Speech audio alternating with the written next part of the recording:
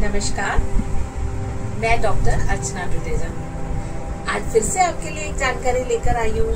आपकी नॉलेज को बढ़ाने के लिए कुछ ऐसी चीजें शेयर कर रही हूँ फीवर के बारे में। फीवर एक कॉमन डिसीज है जो कि हर घर में किसी को कभी भी हो सकता है। देखो, कोई भी ऐसा इंसान नहीं जिसकी लाइफ में कभी ऐसा ना हुआ कि उसे बुखार ना आया हो।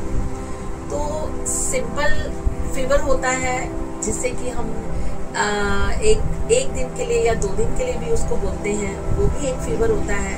एक वायरल फीवर होता है जब हवा में वायरस होता है और वो हमारे कोल्ड एंड कफ के साथ जुड़ा हुआ वायरस होता है जिसकी वजह से फीवर होता है।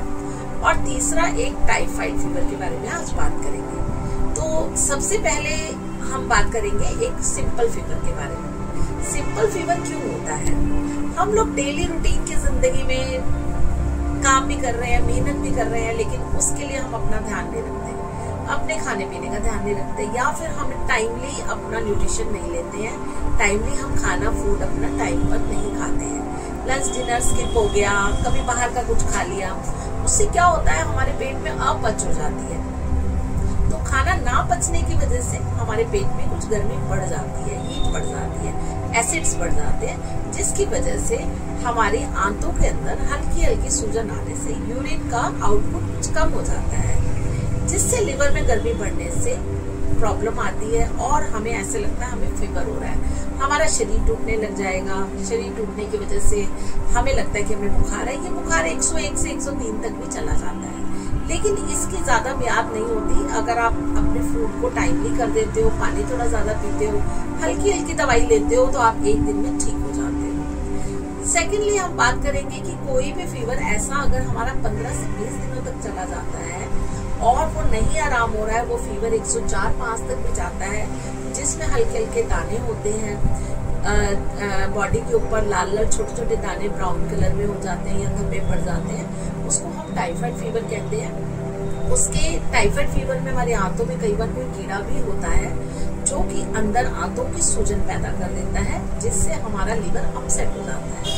तो लीवर के अपसेट होने से ही टाइफाइड फीवर होता है। ये मैं आपको बता दूं, बहुत से लोग नहीं जानते हैं कि टाइफाइड फीवर में वो दवाइयां लेते रहते हैं, रेगुलर कंटिन्यू करते हैं, टेस्ट होते हैं, आप विडाल टेस्ट कराते हो, आप सीबीसी कराते हो, उसमें आपको पता लगता है कितना इन्फेक्शन है, उसके अकॉर्डिंग डॉक्टर दवाई चलाते हैं। किसी की दवाई 1 महीना चलती है, किसी की 2 महीने चलती है, किसी की 15-20 दिन भी चलती है, अकॉर्डिंग टू उनकी जो भी कंडीशन होती है टेस्ट के अंदर, तो उसके हिसाब से उनकी दवाइयां चलती हैं। बट क्या होता है कि टाइफाइड फीवर में आपको पेशेंस रखना पड़ता है, अपने खाने पीने का भी बड़ा ध्यान रखना पड़ता है, टाइमली दवाई भी लेनी पड़ती है, पानी भी थोड़ा ज्यादा पीना पड़ता है। और मैं आज आपको ये चीज बताऊं कि उसके अंदर आपको पानी तो ज्यादा पीना ही है, ये भी ध्यान रखना है कि आपको यूरिन कम तो नहीं आ रहा। अगर आपको यूरिन कम आ रहा है तो इसका मतलब आप कितनी भी दवाइयां ले लोगे वो आपको उतना असर नहीं दिखाएंगे। तो इस बात का हमेशा ध्यान रखें कि लीवर की दवाई टाइफाइड वाला पेशेंट जरूर ले।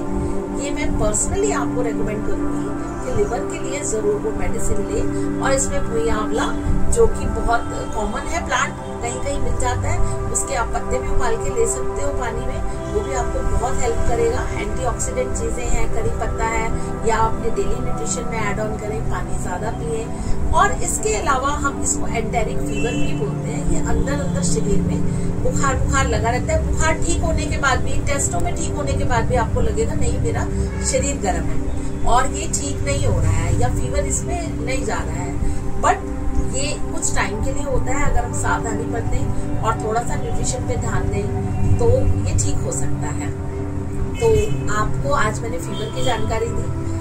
कुछ फीवर ऐसे होते हैं जो वायरल का मैं जैसे बताना चाहूंगी आपको। अभी मैंने एंटेरिक फीवर के बारे में बात करी, अभी मैं वायरल के बारे में बात कर रही हूँ कि कोल्ड, इन्फ्लुएंजा, एलर्जी जैसे ही मौसम चेंज होने से या फिर किसी को सर्द गर्म होने से भी छींकों का आ जाना, खांसी का आ जाना, इस तरह से कफ इन्फेक्शन हो जाना, गले के अंदर वायरस का आ जाना, या फिर सीजन के अंदर या क्लाइमेट के अंदर कई बार वायरल के इन्फेक्शन के वायरस होते हैं जो कि कॉमनली 1-2 लोगों को होते हैं, तो फिर परिवार में और लोगों को भी होने लग जाते हैं।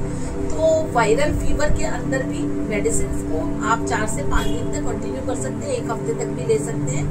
बट जैसे मैंने बताया कि ये पेट से भी जुड़ी हुई बीमारी है, तो इसलिए पेट का जरूर ध्यान रखें। कोई भी हल्की हल्की खाना खाएं, ज्यादा कोई तला हुआ खाना ना खाएं, गरिष्ठ भोजन ना करें जिससे कि आपका स्टमक जो है अपसेट हो जाए। तो आपको बड़ा ध्यान रखना पड़ेगा। फीवर के बारे में आज जो मैंने जानकारी दी, बहुत से लोग हैं जिनको अगर एलोपैथिक में या किसी चीज में भी टाइफाइड फीवर की दवाइयां लेने के बाद भी रिजल्ट नहीं मिल रहा है या उनका बुखार नहीं जाता है, तो वो लोग हमसे मिल सकते हैं, कंसल्ट कर सकते हैं, अपना कमेंट छोड़ सकते हैं, जिससे हमें पता चले कि उनकी क्या प्रॉब्लम है, तो हम उसको सॉल्व करने की कोशिश करते हैं। और हम कुछ ऐसी मेडिसिन देते हैं कि टाइफाइड उनका बिल्कुल बाय रूट चला जाए और वो एक अच्छा से हेल्थ को मतलब उनकी अच्छी से एक हेल्थ बन सके और एनर्जेटिक रह सके।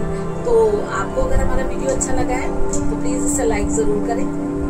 और आपकी फैमिली में अगर किसी को टाइफाइड हुआ है या फीवर से परेशान है, बार बार बुखार आता है, बच्चों को भी आ जाता है, बड़ों को भी आ जाता है, तो उनके साथ भी आप ये शेयर कर सकते हैं। और हमारा कांटेक्ट नंबर है, आप उस पर कांटेक्ट करके भी हमें मिल सकते हैं। Stay healthy, stay happy.